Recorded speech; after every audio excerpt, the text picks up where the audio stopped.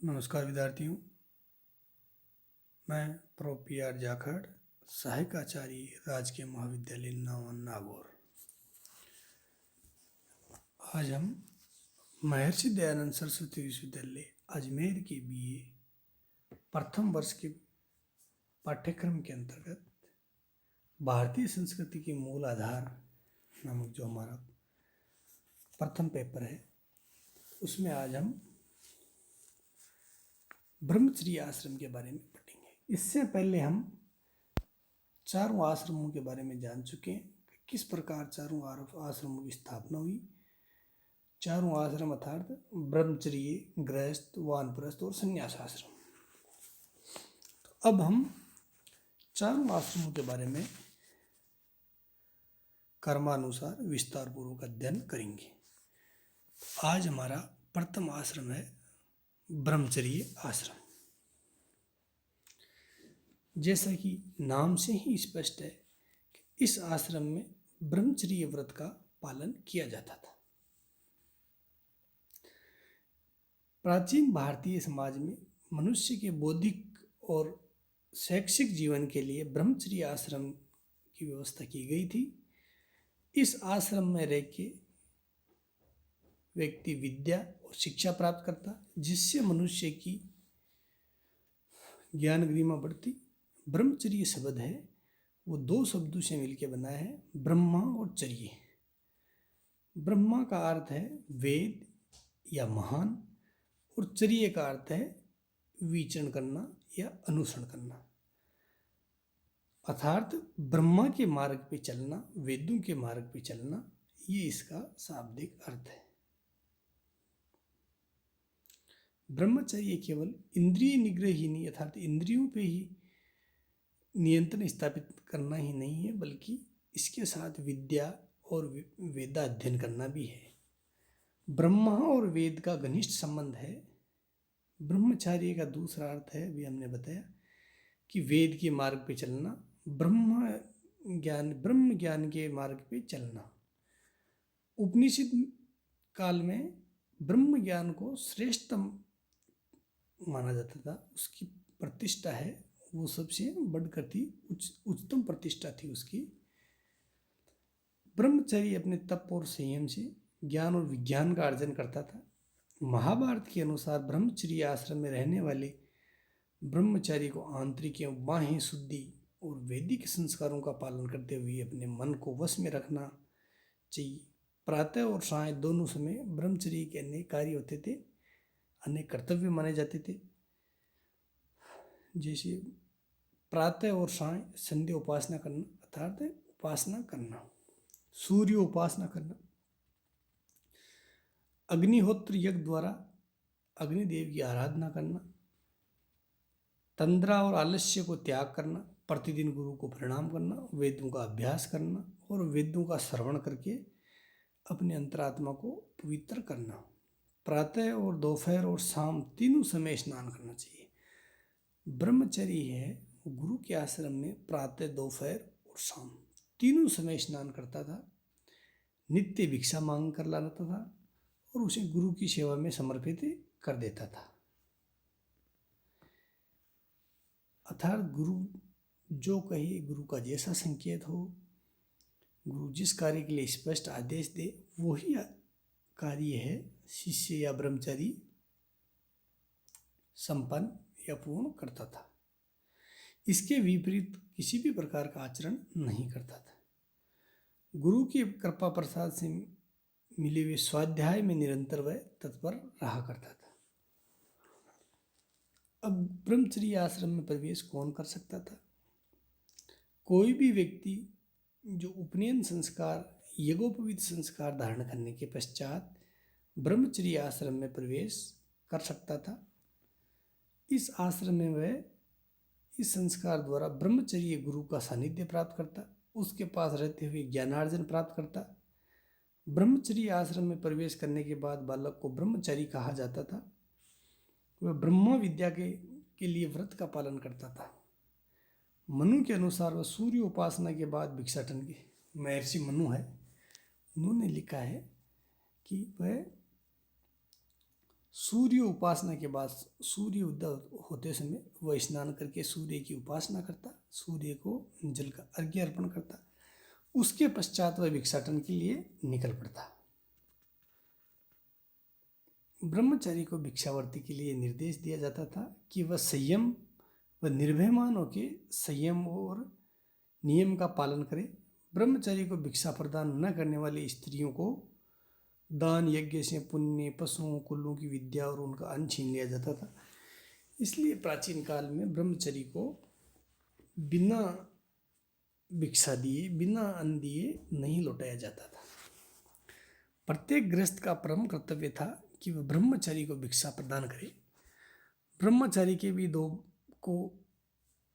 दिन में 2 बार भोजन करता था ब्रह्मचारी, प्रातः और साय। बीच में भोजन करना उसके लिए निषिद्ध था। ब्रह्मचारी का जीवन है वो अत्यंत ही सादा, सरल, संयमित और नियमबद्ध होता था। शील, साधना, अनुशासन का वह मन से अनुसरण करता। वह गुरु के आश्रम में पशुओं की देखभाल भी करता, समिधा अर्थात लकड़ियाँ एकत्रित करता, भिक्षा मांगा करता था, यज्ञ करता, निष्ठापूर्वक गुरु की सेवा करता था। ऐसा करने वाला ब्रह्मचारी जितेंद्रिय होकर स्वर्ग को प्राप्त करता था। जितेंद्रिय अर्थात अपनी इंद्रियों पे जीत, विजय प्राप्त करने वाले को जितेंद्रिय कहा जाता था। ब्रह्मचारी का जीवन सभी धर्मों में अत्यंत श्रेष्ठ, ब्रह्मस्वरूप, आदरपूर्वक था। उसके लिए कई कार्य उसके लिए निषिद्ध थे, जैसे नृत्य, गायन, सुगंधित वस्तुएं, माला, जूता, छाता, अंजन, हंसना, आपत्तिजनक स्थिति में स्त्री को देखना, स्त्री की कामना करना, मन से कामना करना और अकारण उसे स्पर्श करना आदि निषिद्ध था। सत्य बोलना, अहंकारहीनता, गुरु से पहले जागना आवश्यक था। कौटिल्य के अनुसार ब्रह्मचारी का कर्तव्य वेद का अध्ययन करना, अग्नि अभिषेक करना, भिक्षावती करना, गुरु की अनुपस्थिति में गुरुपुत्र या ज्येष्ठ ब्रह्मचारी की सेवा करना। मनु ने कहा है कि गुरु विनयी, सेवारत और हितैषी विद्यार्थी को ही शिक्षा प्रदान करता था। तो अनेक ऋषि मुनियों ने, मनीषियों ने ब्रह्मचारी के अलग अलग कर्तव्य बताए हैं।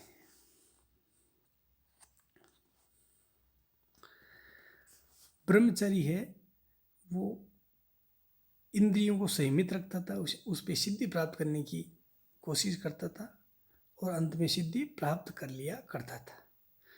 वह मनसा वाचा कर्मणा अर्थात मन, वचन और कर्म में संयमित होकर प्रतिष्ठित होता था। तप, स्वाध्याय और ईश्वर आराधना उसके मुख्य नियम थे। ब्रह्मचारी की मन स्थिति का विकास होता। यमों का पालन करना उसके लिए, ब्रह्मचारी के लिए आध्यात्मिक विकास होता था। यमों के अंतर्गत है 5 यम है: सत्य, अहिंसा, अस्तेय, ब्रह्मचर्य और अपरिग्रह, जो जैन धर्म में भी मान्य है। इन 5 यमों का पालन करना उसके लिए आवश्यक था। ब्रह्मचारी ज्ञान पिपासु, अहिंसक, सत्यवासी, सदचरित्र, गुरु सेवक और काम, क्रोध, लोभ, माया, मन, मोह, ईर्ष्या, राग, द्वेष, आसक्ति आदि से आसक्तहीन होकर ब्रह्मचर्य का सात्विक जीवन व्यतीत करता था। मध्यकाल में आए अरबी यात्री अल-बरूनी ने भी लिखा है, जो 11वीं शताब्दी में भारत में महमूद गजनवी के समय भारत में आए थे। उन्होंने लिखा है कि उन्होंने भारत में कुछ ऐसे ब्रह्मचारी देखे जो गुरु के आश्रम में रहा करते थे, प्रतिदिन 3 बार स्नान किया करते थे, सुबह और शाम यज्ञ या हवन किया करते थे। भिक्षाटन के लिए जाते समय वे गुरु गृह छोड़ते थे। एक बार में वे 5 गुरु से अधिक गुरु में भिक्षा नहीं मांगा करते थे और जो कुछ भी उसे भिक्षा में मिलता वे गुरु को समर्पित कर दिया करते थे और गुरु उसमें से कुछ सामग्री शिष्य को वापस प्रदान किया जाता। उसी से शिष्य बचे हुए भोजन से अपना पोषण करता था। अल-बरूनी ने भी ये बात मध्यकाल में लिखी है। अब हम देखते हैं कि ब्रह्मचर्य के अध्ययन की अवधि या समय कितना होता था। अलग अलग ग्रंथों में प्राय ब्रह्मचर्य की अवधि अलग अलग बताई गई है। महर्षि मनु के अनुसार ब्रह्मचर्य की अवधि 12 वर्ष होती थी। तब तक उसकी आयु लगभग 25 वर्ष हो जाया करती थी। वैसे ब्रह्मचारी 12, 24, 36 और 48 वर्ष तक अध्ययन का अनुशीलन या अनुसरण करते थे। शिक्षा समाप्ति के पश्चात वे गुरु से आज्ञा लेके गृहस्थ जीवन में प्रवेश करते। ब्रह्मचर्य आश्रम की अवधि के संबंध में मनु ने लिखा है कि यदि वह एक वेद का अध्ययन करे तो 12 वर्ष, 2 वेद का अध्ययन करे, 2 वेदों में पारंगत हो तो 24 वर्ष, 3 वेदों में पारंगत हो तो 36 वर्ष और 4 वेदों में यदि पारंगत होना चाहिए तो 48 वर्ष तक वो अध्ययन किया करता था। एक वेद का सम्यक ज्ञान का अध्ययन करने से कम 9 वर्ष या 12 वर्ष लग जाया करते थे। छांदोग्य उपनिषद के अनुसार प्रजापति के निकट इंद्र ने 101 वर्षों तक अध्ययन का ज्ञान प्राप्त किया। तैत्तिरीय उपनिषद के अनुसार भारद्वाज ऋषि थे, जो महर्षि भारद्वाज थे, उन्होंने 75 वर्षों तक वेदों का अध्ययन किया था। अब हम देखते हैं ब्रह्मचर्य के प्रकार। ब्रह्मचारी के प्रकार कौन कौन से होते थे? प्राचीन काल में गुरु के आश्रम में अध्ययन करने वाले ब्रह्मचारी को 3 भागों में बांटा जाता था: उत्तम, मध्यम और कनिष्ठ। उत्तम का से तात्पर्य है कि जो ब्रह्मचारी पढ़ने, लिखने, आचरण और व्यवहार में उत्तम होते उनको उत्तम कहा जाता था। जो ब्रह्मचारी है वो पढ़ने में उत्तम के बजाय कुछ मध्यम होते, उनको मध्यम ब्रह्मचारी। जो बिल्कुल मंद होते थे और कुछ ऐसे होते जो अत्यंत मंद और हीन होते थे, उनको कनिष्ठ ब्रह्मचारी कहा जाता था। ये तीनों ही प्रकार के छात्र गुरु के आश्रम में अध्ययन किया करते थे। शिक्षार्थियों के भी 2 प्रकार के वर्ग थे, जो उत्तम, मध्यम और कनिष्ठ है। उनमें भी 2 प्रकार के वर्ग हुआ करते थे, एक उपकुआण और एक नैष्टिक। उपकुआण से तात्पर्य है कि जो विद्यार्थी है वो विवाह होने से पहले तक गुरुकुल में रहकर 10 या 15 वर्षों तक अध्ययन करते और उसके पश्चात अपनी श्रद्धा अनुसार गुरु को गुरु दक्षिणा प्रदान करके गृहस्थ आश्रम में लौट जाया करते थे। उपकुआण विद्यार्थियों में भी 3 प्रकार के होते थे: वैद स्नातक, व्रत स्नातक और वेद व्रत स्नातक। अर्थात जिसने वेदों का अध्ययन किया है वेद स्नातक, जिसने व्रतों का अध्ययन किया है, ब्रह्मचर्य व्रत का पालन और अन्य व्रतों का अध्ययन किया है, वो व्रत स्नातक, और जिसने वेद और व्रत दोनों का पालन किया है वो वेद व्रत स्नातक कहलाया करते थे। नैष्टिक ब्रह्मचारी वे होते थे जो 8 वर्ष की आयु में उपनयन संस्कार होने के पश्चात 48 वर्ष तक ब्रह्मचर्य का पालन करते, अर्थात 4 वेदों का अध्ययन करते और 56 वर्ष की आयु तक अध्ययनरत रहा करते थे। अर्थात 8 वर्ष की आयु में गुरु के आश्रम में प्रवेश करते, 48 वर्ष तक गुरु के आश्रम में रह के 56 वर्ष की आयु में वो वापस घर लौटा करते थे। कई ब्रह्मचारी कभी कभार जीवन पर्यंत गुरु के आश्रम में रहा करते थे और अंत में उन्हें वहीं से ब्रह्मलोक की प्राप्ति हो जाया करती थी, उनका पुनर्जन्म नहीं होता था। जो गुरु के आश्रम में शिक्षा ग्रहण करते थे वे अंतेवासी कहे जाते थे। किसी विशेष विषय का अध्ययन करने के लिए भी विद्यार्थी गुरुकुल के अवधि के अनुसार द्वादश वार्षिकी, मासिक, अर्धमासिक विद्यार्थी भी कहा जाते थे। कभी कभार वे किसी ऋचा या शास्त्र का अध्ययन करने के लिए भी गुरु के आश्रम में प्रवेश किया करते थे। अर्थात ब्रह्मचर्य आश्रम में व्यक्ति का मानसिक, बौद्धिक, चारित्रिक, आध्यात्मिक, नैतिक विकास होता और उन्नति के मार्ग पे वह निरंतर प्रगतिशील हुआ करता था। ज्ञान एवं शिक्षा प्राप्त करने से उसका मस्तिष्क है वो विकसित हो जाता था। अनुशासन, संयम के अभ्यास से उसका भावी जीवन है वो निर्धारित और सुनियोजित मार्ग पे निरंतर अग्रसर और प्रगतिशील रहा करता था। उसके अंतस मन की तामस वृत्तियां भ्रमित इंद्रियां और ब्रह्मचर्य सच्चरित्रता के समक्ष समित हो जाया करती थी। उसका जीवन ब्रह्मचर्य जीवन निर्मल बाधाहीन हो जाता था। उसके ब्रह्मचर्य का तप और मन के उद्वेग और तूफान को उत्तेजित होने से रोकता था। उसका मन और मस्तिष्क संतुलन बनाए रखने में समर्थ होता था।